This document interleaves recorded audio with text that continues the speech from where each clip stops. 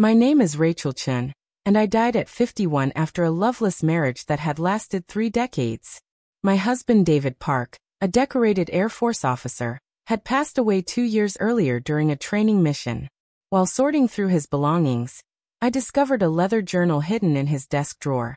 Pages and pages filled with his deepest thoughts and feelings for someone who had been his eternal obsession. Victoria Young. His white moonlight.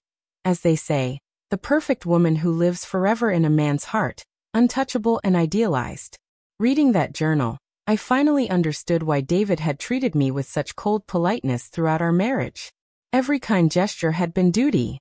Every smile had been performed. Every moment of intimacy had been endured rather than enjoyed. While I had been desperately trying to earn his love, he had been mourning the loss of hers. But now, sitting in my childhood bedroom in 1986, I was 21 again with the knowledge of how that story would end. This time, I wouldn't be the fool who sacrificed everything for a man who could never love her back. The sound of laughter drifted through my window from the Air Force Base courtyard below. It was the spring of 1986. And Captain Michael Kim was celebrating his promotion with friends from the base. Someone had just asked David when he was going to marry me, and I could hear his response clearly through the warm evening air. Rachel? She's like a sister to me. Don't read too much into our friendship. Sister. The word that had ended my dreams the first time around. In my previous life, that public rejection had devastated me. I had run home in tears, spending the night wondering what I had done wrong. But David had come to apologize the next morning, explaining that he'd only said it to protect my reputation from gossip. Young and hopeful, I had believed him. This time, I simply nodded to myself and continued reading the medical textbook in my lap. Let him establish boundaries. It would make my own plans much easier to execute. Rachel, there you are. David's voice came from behind me as he climbed through my bedroom window. A habit from our childhood that I had always found romantic, but now recognized as presumptuous. David Park was undeniably handsome.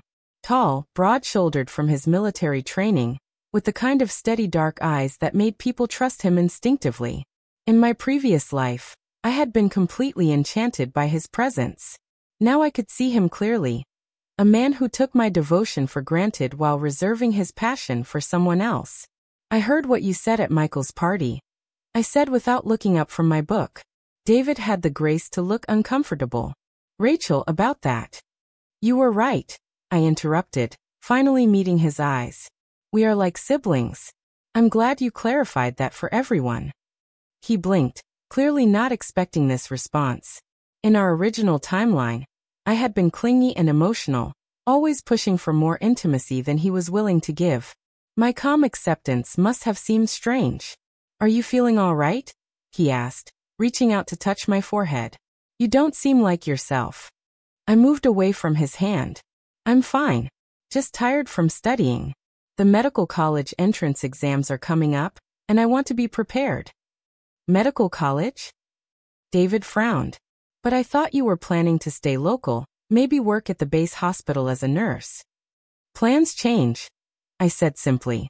In my previous life, I had indeed planned to stay close to David, taking whatever job would keep me in his orbit.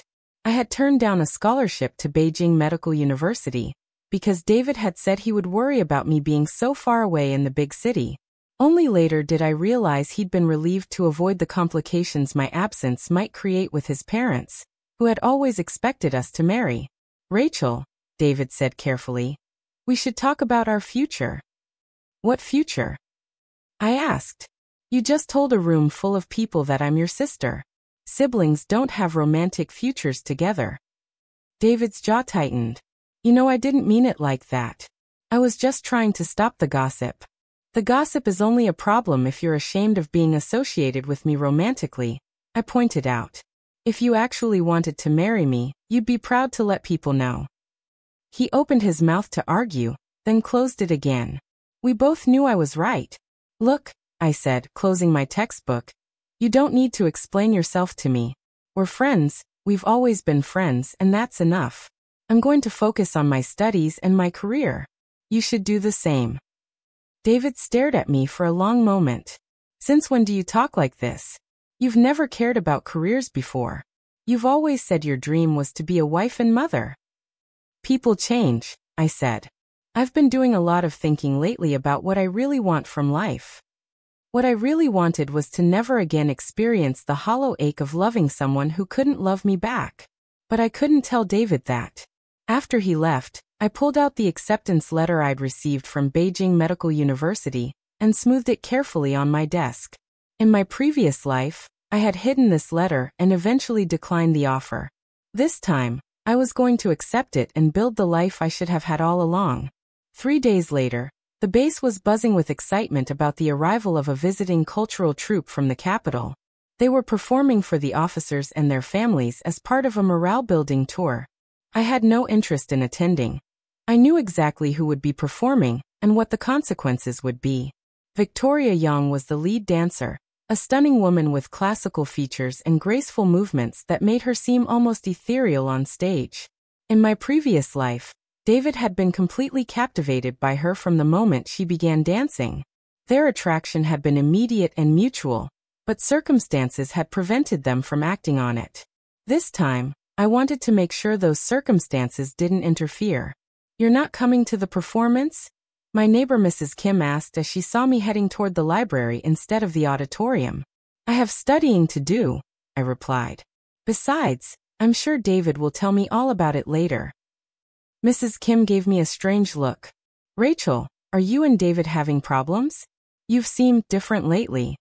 Mrs. Kim had always been kind to me, and she was one of the few people who genuinely cared about my well-being. But I couldn't explain that I was different because I was living my second life. "We're fine," I said. "Just growing up, I think. We can't stay children forever."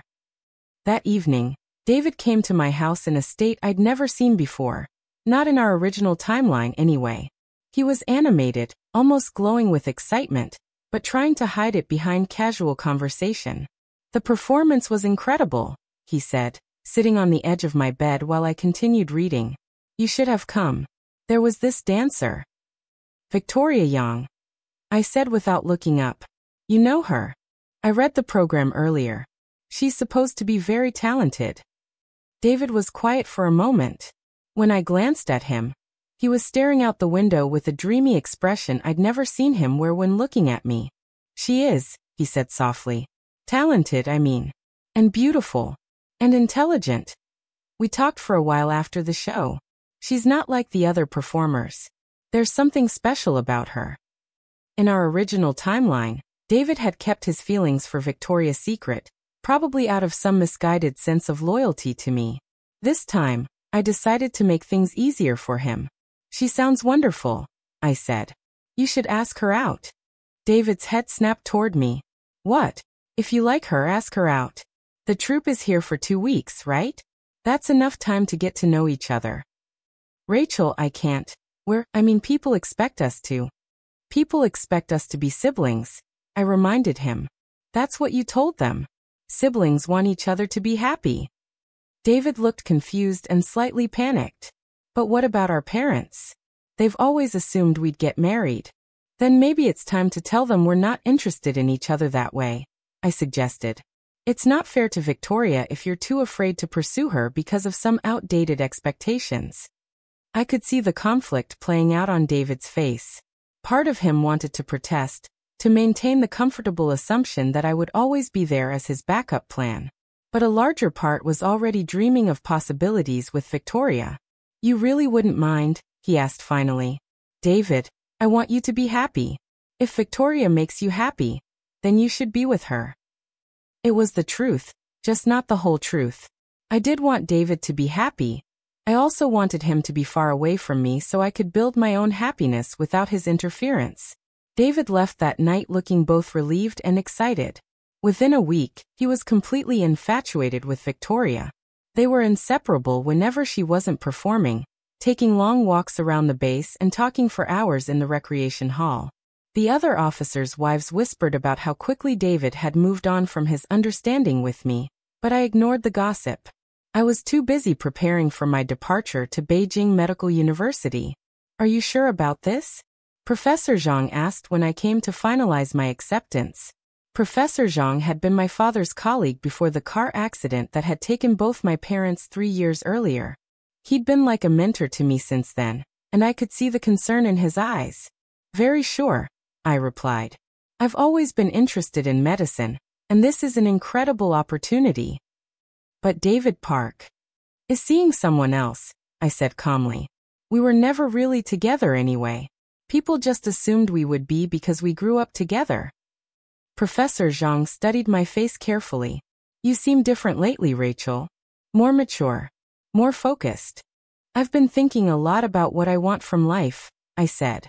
I realized I was letting other people's expectations limit my possibilities. The acceptance process was easier than I'd expected.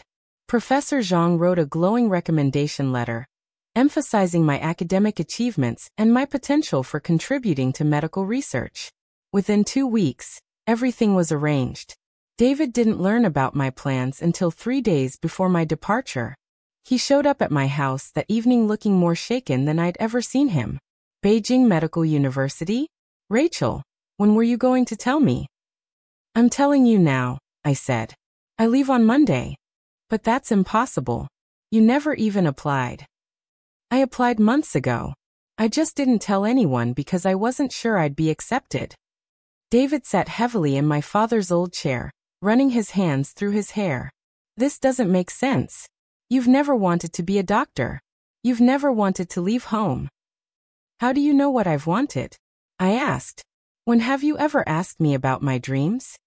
David looked up at me with something like hurt in his eyes. I thought I knew you. You knew the version of me that tried to be what you wanted, I said gently. This is who I actually am. But what about us?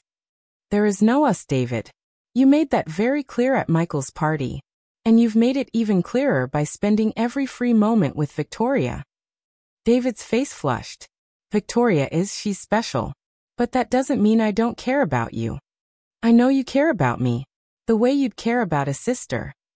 Rachel, please. Don't leave like this. Can't we talk about it? There's nothing to talk about, I said firmly. You want to be with Victoria, and I want to become a doctor. We can both have what we want if we stop pretending we want something else. David left that night looking lost and confused. I felt a pang of sympathy for him. In our original timeline, my desperate clinging had probably made him feel guilty about his feelings for Victoria. This time, by giving him permission to pursue her freely, I was actually being kinder to him than I'd ever been before. On my last day at the base, I went to say goodbye to Colonel and Mrs. Park, David's parents who had always treated me like a daughter. We're going to miss you terribly, Mrs. Park said, hugging me tightly. Are you sure this is what you want? Very sure, I replied. I want to make a difference in the world, and I think medicine is how I can do that. Colonel Park shook my hand formally. Your parents would be proud of you, Rachel. Following your own path takes courage. Thank you, sir. That means a lot to me. Mrs. Park walked me to the gate, her arm around my shoulders. Rachel, I have to ask, is this about David and that dancer girl? I considered lying, but Mrs. Park had always been honest with me. Partly, I admitted, but mostly it's about me realizing I've been living for other people instead of myself. She nodded slowly.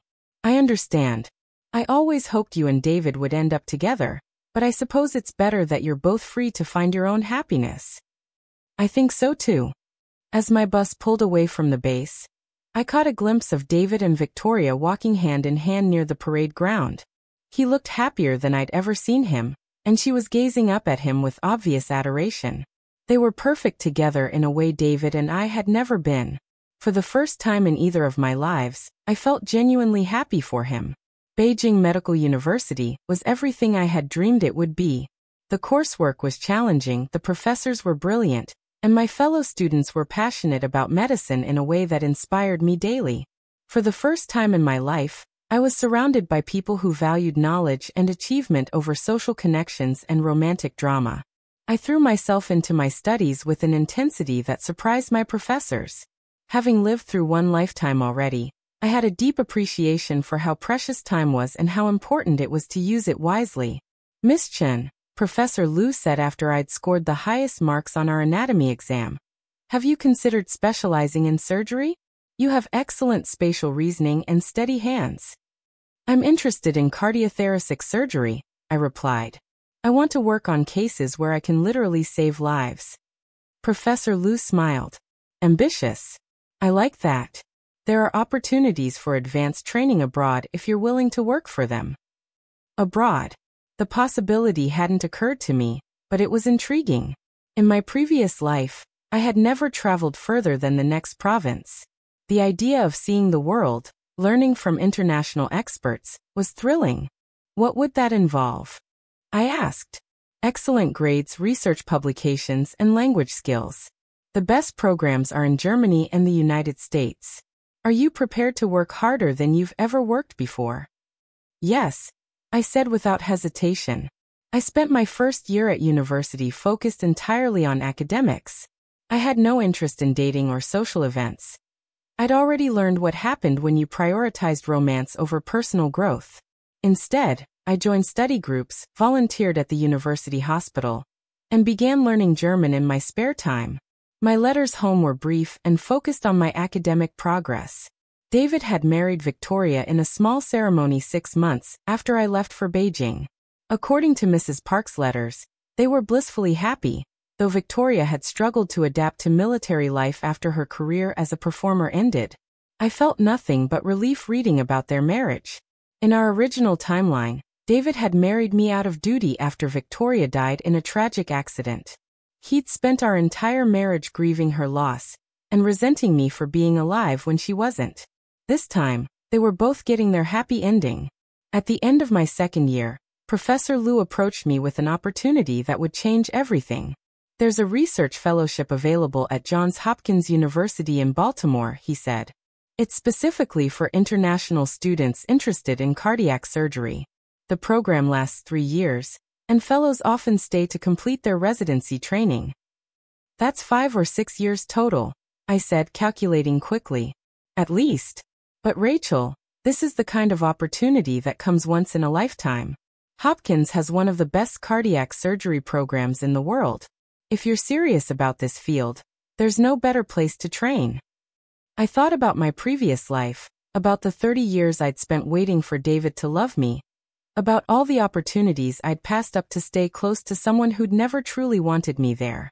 I'm interested, I said. What do I need to do? The application process was grueling. I needed perfect grades, research experience, letters of recommendation, and English language proficiency scores. I spent the next 6 months preparing, studying English in addition to German, working on a research project about congenital heart defects, and writing essays about my career goals. When the acceptance letter arrived in March of my 3rd year, I was in the middle of a clinical rotation in the cardiac surgery unit. Professor Liu found me in the scrub room, grinning from ear to ear. Congratulations, he said, handing me the thick envelope. Johns Hopkins wants you. My hands were shaking as I opened the letter. Full fellowship, research stipend, and guaranteed placement in their residency program if I met their standards. It was more than I had dared to hope for. This is incredible, I whispered. You earned it, Professor Liu said. When do you leave? September. 6 months to finish my degree here and prepare for the move. That night, I called Mrs. Park to share my news. She was excited for me but also worried. 6 years in America, Rachel? That's such a long time. Won't you be lonely? I'll be too busy to be lonely, I replied. This is my chance to become the surgeon I want to be. What does David think about your plans? It was an odd question. Why would David's opinion matter? But I realized that in her mind, David and I were still connected somehow, despite his marriage to Victoria. I haven't told him yet, I said. But I'm sure he'll be happy for me. When I did tell David, his reaction was more complicated than I'd expected. He called me a few days after Mrs. Park had shared the news, and I could hear surprise and something else, regret, in his voice. America, he said. That's incredibly far away. Yes, it is. Do you really want to go that far from home? David, this is the opportunity of a lifetime. Of course I want to go. There was a long pause. I keep feeling like I'm losing you, he said finally. You can't lose something you never had, I pointed out. Besides, you have Victoria now. You have the life you wanted. I do, he said quickly. Victoria is wonderful. We're very happy together. I'm glad. It's just, I always thought you'd be here. That we'd stay in touch. That I'd know what was happening in your life. You will know. I'll write letters. And maybe someday you can visit America with Victoria. I hear it's beautiful. Another pause. Rachel, are you angry with me? About choosing Victoria over you? The question surprised me. In our original timeline, David had never acknowledged that he'd made a choice at all. He'd simply treated me with cold duty, while pining for a dead woman. I'm not angry, I said honestly.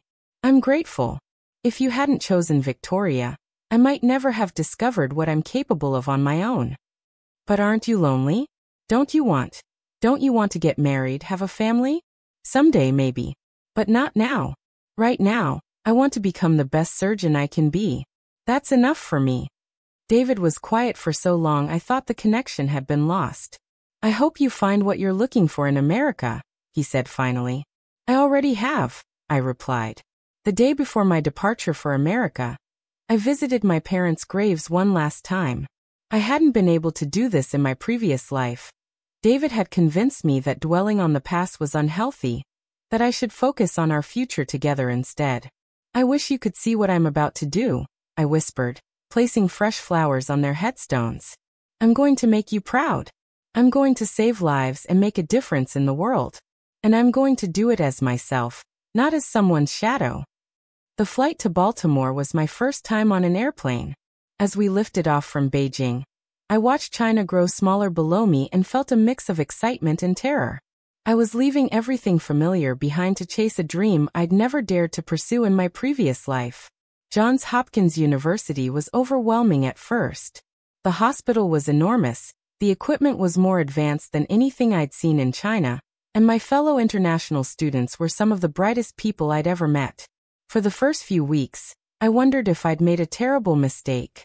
But gradually I found my footing. My English improved rapidly through constant practice. My surgical skills, honed by years of focused study, impressed my supervisors. And my work ethic, driven by the knowledge of how precious time was, set me apart from students who took their opportunities for granted. It was during my second year at Hopkins that I met Dr. James Mitchell. James was a fourth-year resident in cardiothoracic surgery, 3 years older than me, with sandy brown hair and the kind of steady hands that made him a surgeon's surgeon. He was also kind, funny, and completely unaware of how attractive he was. You're the international student from China, right? He said one day when we were both reviewing patient files in the cardiac unit. Rachel Chen. That's me.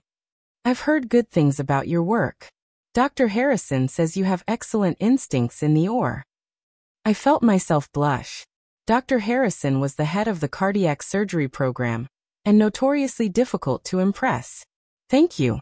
I'm still learning so much. We all are. That's the point. James smiled, and I felt something flutter in my chest that I hadn't experienced in years. Are you free for coffee sometime? I'd love to hear about your experience coming here from China. I've always been interested in international medicine. In my previous life, I had been so focused on David that I'd never really noticed other men. Now, looking at James's genuinely interested expression, I realized I'd been missing out on so much more than just career opportunities. I'd like that, I said. Our first coffee date lasted 3 hours.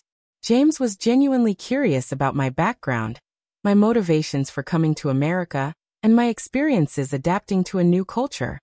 He shared his own story, growing up in a small town in Iowa, being the first in his family to attend medical school, his passion for cardiac surgery that had developed after his grandmother died of a heart attack he knew could have been prevented with better care. What made you choose cardiothoracic surgery? He asked. Hearts are complicated, I said. They keep us alive, but they're also fragile. When they break, everything else stops working. I like the idea of fixing something that essential. James nodded thoughtfully. That's beautiful.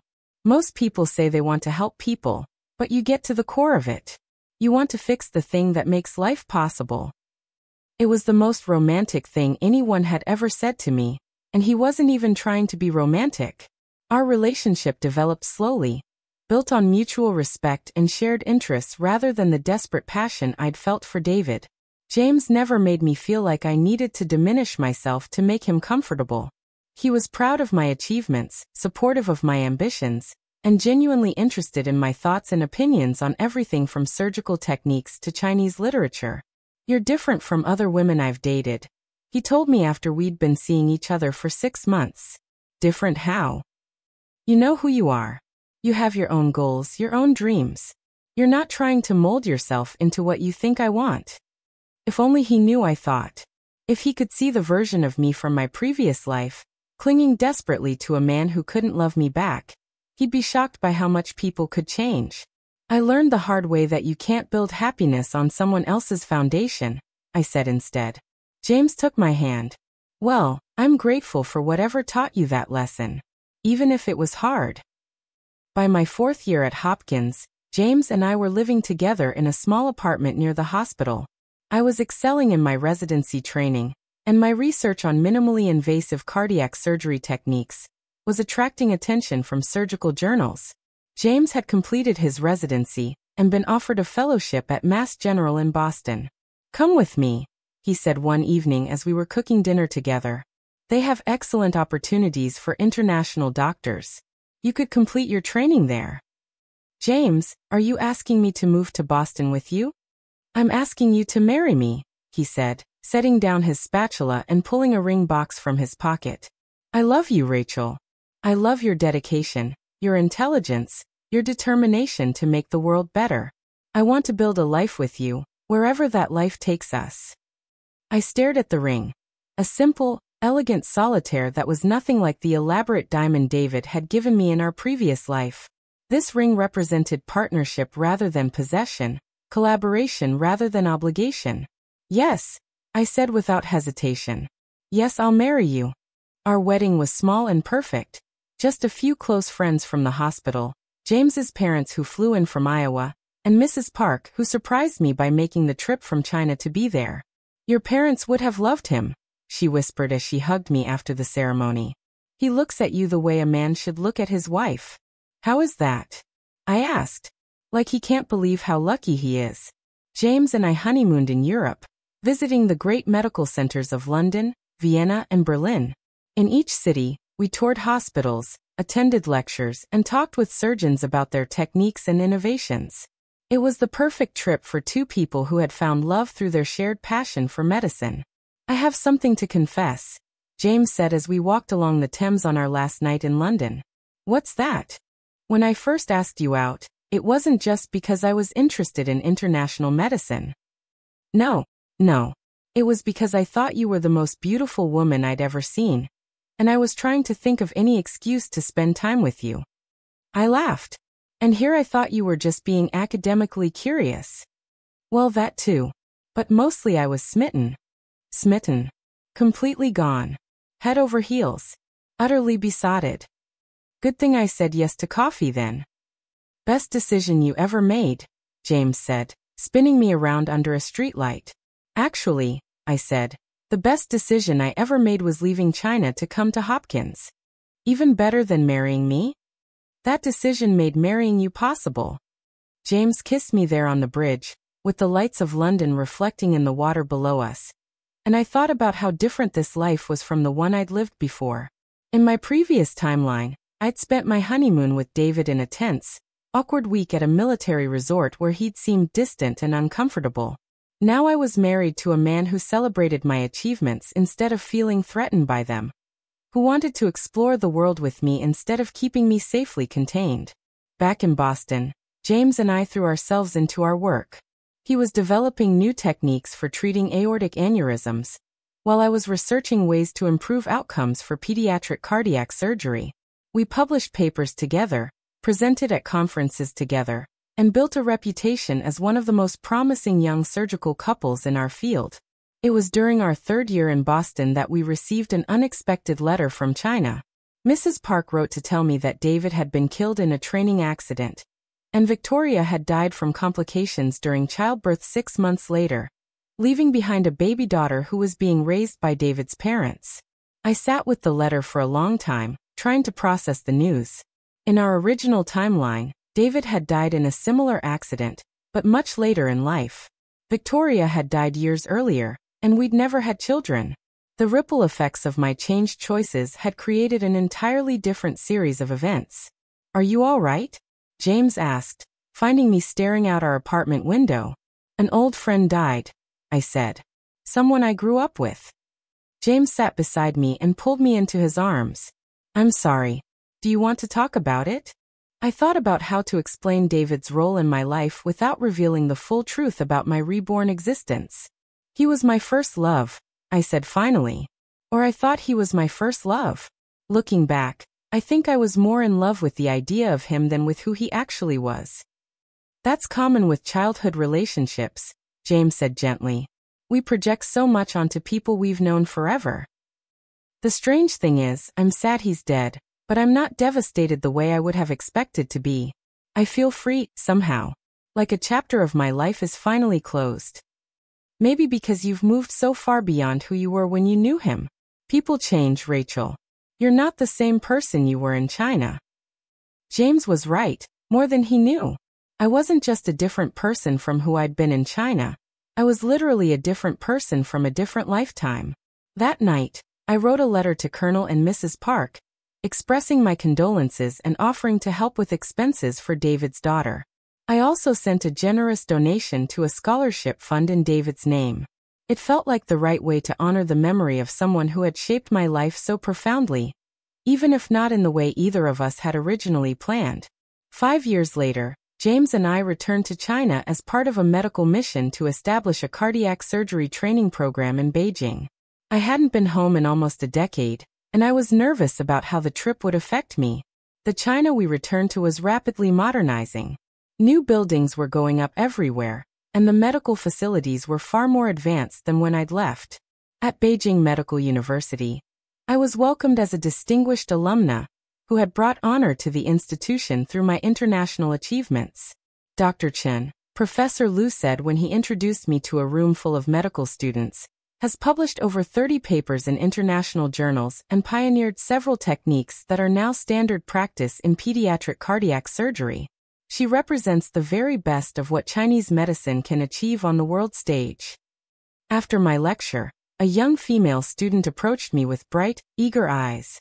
"Dr. Chen, how did you know you wanted to specialize in cardiac surgery? And how did you find the courage to leave China to pursue your training?" I looked at her earnest face and saw myself at that age, full of ambition but uncertain about how to pursue it. "I realized that the heart is the most important organ in the body," I said. "When it stops working, everything else fails. But I also realized that my own heart, my passion, my dreams, was just as important as the physical hearts I wanted to repair. I had to follow my own heart before I could help heal anyone else's." But wasn't it scary to leave everything familiar behind? Terrifying, I admitted. But staying in a situation that wasn't right for me would have been worse than any temporary fear. The student nodded thoughtfully. "Thank you, Dr. Chen. You've inspired me to apply for international training programs." That evening, James and I visited the Air Force Base where I'd grown up. It looked much the same, though some of the older buildings had been renovated. Mrs. Park, now in her 70s, welcomed us warmly into her home. "You look wonderful, Rachel," she said, studying my face. "Happy, fulfilled." "I am," I said honestly. "And this must be the famous Dr. Mitchell I've heard so much about in your letters." James charmed Mrs. Park immediately with his genuine interest in Chinese culture and his obvious devotion to me. Over dinner, she told us about David's daughter, now a bright 10-year-old who was excellent at mathematics and loved to read. "She has David's eyes but Victoria's grace," Mrs. Park said. "Sometimes I think she might become a doctor like you, Rachel. She's always asking questions about how things work." "I'd be happy to meet her," I said. "Maybe she'd like to visit our lab tomorrow." The next day, I met David's daughter Lynn, a serious, intelligent child who reminded me powerfully of David at that age. But unlike David, she seemed genuinely curious about my work and asked thoughtful questions about cardiac surgery. "Does it hurt the patients when you operate on their hearts?" she asked. They're asleep during the surgery so they don't feel anything, I explained. And when they wake up, their hearts work better than before. So you make them healthy again? That's the goal. Sometimes we can completely fix the problem, and sometimes we can just make it better. But we always try our hardest to help. Lynn nodded solemnly. I think that's a good job. Helping people feel better. Later, as James and I walked around the base where I'd spent my childhood, I felt a deep sense of peace. This place had been the site of so much confusion and heartache in my previous life, but now it was just a pleasant memory, a chapter in my story that had led to everything good that came after. It's strange being back here, I told James as we stood by the playground where David and I had played as children. Good strange or bad strange? Good strange. It feels like visiting a museum of my old life. Interesting but not painful. James took my hand. Are you glad you left? The best decision I ever made, I said, echoing our conversation from our honeymoon years earlier. No regrets. I thought about David, about the life we might have had together if I'd stayed and married him as everyone expected. A life of quiet desperation, unfulfilled dreams, and the slow erosion of self-respect that comes from loving someone who can never love you back. None at all, I said. That night, Mrs. Park showed U.S. photo albums from David and Victoria's brief marriage. They looked happy in the pictures, genuinely, radiantly happy in a way David and I had never been together. They were very much in love, Mrs. Park said softly. It's tragic that they didn't have more time together. But they had real love, however briefly, I pointed out. That's more than a lot of people get. Yes, Mrs. Park agreed. And they had Lynn. She's the best part of both of them. Looking at those photos, I felt genuinely grateful that I'd made the choice to step aside and let David pursue his true love. In our original timeline, he'd spent 30 years married to me but longing for a woman he could never have. Victoria had died young and tragically. I had wasted my life trying to earn love that would never come.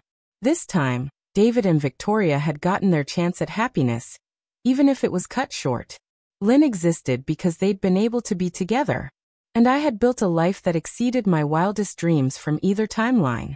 Mrs. Park, I said impulsively, James and I have been talking about starting a scholarship fund for young women interested in medical careers. Would you like to help us establish it? We could name it after David and Victoria, to honor their memory. Mrs. Park's eyes filled with tears. Rachel, that would be wonderful. They would both be so proud to know their names were helping other young people achieve their dreams. 3 months later, the David Park and Victoria Young Medical Scholarship was established, providing funding for young women from rural areas to pursue medical education. The first recipient was a bright teenager from a farming family who wanted to become a pediatric surgeon. At the scholarship ceremony, I gave a speech about the importance of following your own path, even when it means disappointing people who have different expectations for your life. Dreams deferred are dreams denied, I said to the audience of students and families.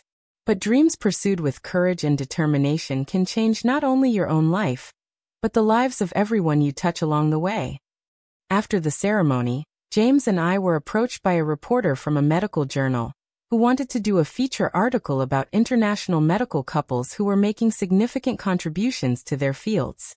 Dr. Chun, the reporter asked, what advice would you give to young women who are torn between pursuing their career goals and meeting family expectations for marriage and children? I thought about the question carefully. In my previous life, I had prioritized others' expectations over my own dreams, and had paid a terrible price for it.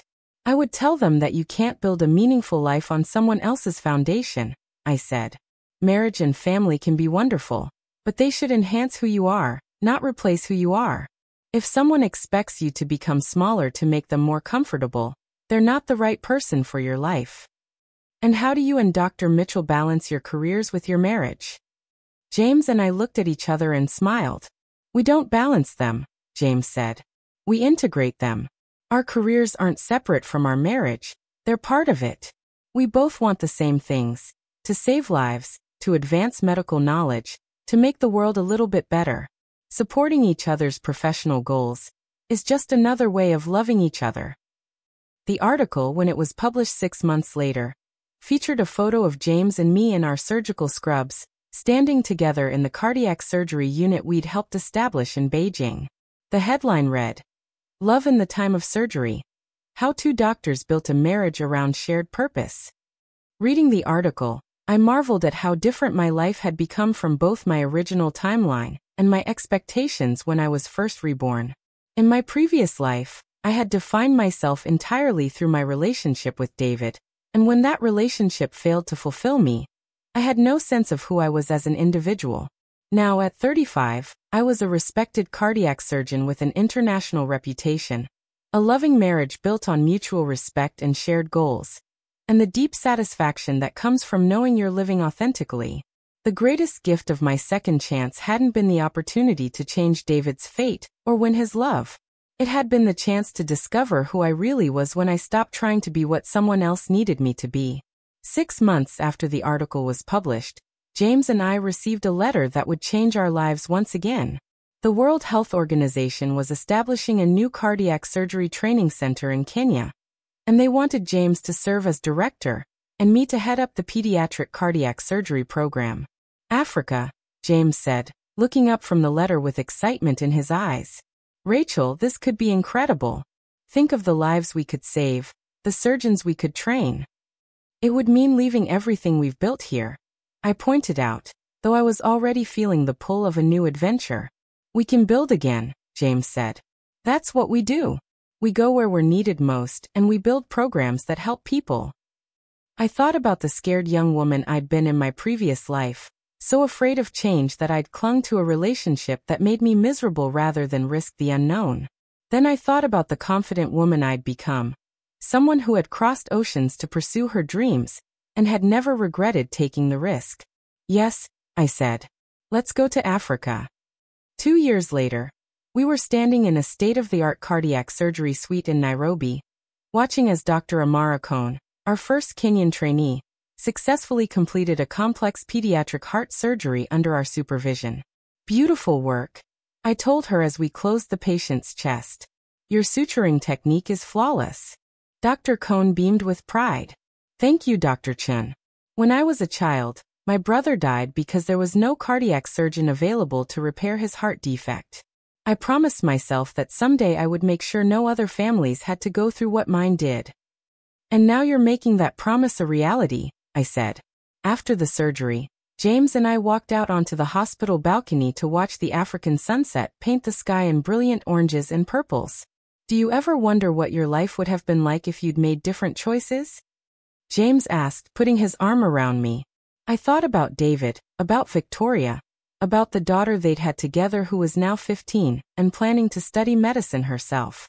I thought about the scholarship recipients who were pursuing their own dreams, because 2 people had been allowed to find their true love, however briefly. Most of all, I thought about the woman I'd been in my first life, desperate, clingy, lost, and the woman I'd become in this one, confident, accomplished, loved for who I truly was rather than who I pretended to be. "Sometimes," I said. "But I think I made the only choices I could make and still be true to myself." "Any regrets?" "Just one," I said. James looked concerned. "What's that?" "I regret that it took me so long to learn that the most important relationship you'll ever have is the one with yourself. Everything else, love, career, family, flows from that." "But you learned it eventually." "I did. And that made all the difference." As the stars began to appear in the darkening sky above Nairobi, I felt a deep sense of gratitude for the mysterious gift that had allowed me to live twice, to love twice, to choose twice. My first life had taught me what I didn't want. My second life had shown me what was possible when I had the courage to pursue what I did want. The scared young woman who had once defined herself entirely through David Park's approval was gone. In her place was someone who had learned that the greatest love story isn't about finding someone who completes you. It's about becoming so complete in yourself that you can share your wholeness with someone who has done the same. James and I had built something rare, a partnership between 2 people who had each found their own path before finding each other. We were better together than we were apart, but we were also fully ourselves as individuals. That night, as we lay in bed in our simple apartment near the hospital, listening to the sounds of the African night, James turned to me with a sleepy smile. I love you, Rachel Chun, he said. I love your brilliant mind, your skilled hands, your generous heart, and your determination to save the world one heart at a time. I love you too, I said. But more than that, I love the life we've built together. I love that we're exactly where we're supposed to be, doing exactly what we're meant to do.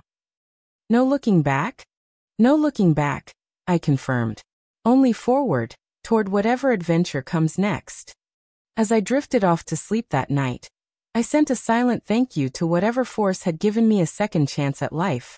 I had used it well. I had become the woman I was meant to be, found the love I deserved, and built a life that mattered. David Park had been my first love, but James Mitchell was my true love.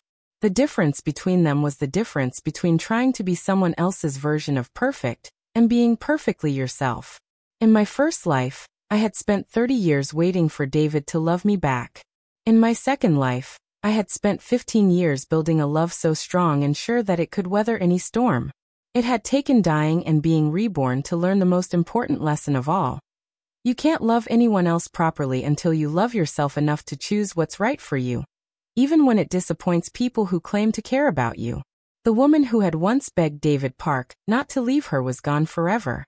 In her place was someone who would never again diminish herself for someone else's comfort, who would never again mistake desperation for devotion, who would never again accept less than she deserved in the name of love. And that woman, confident, accomplished, genuinely loved, was the greatest revenge against everyone who had ever tried to make her smaller than she was meant to be.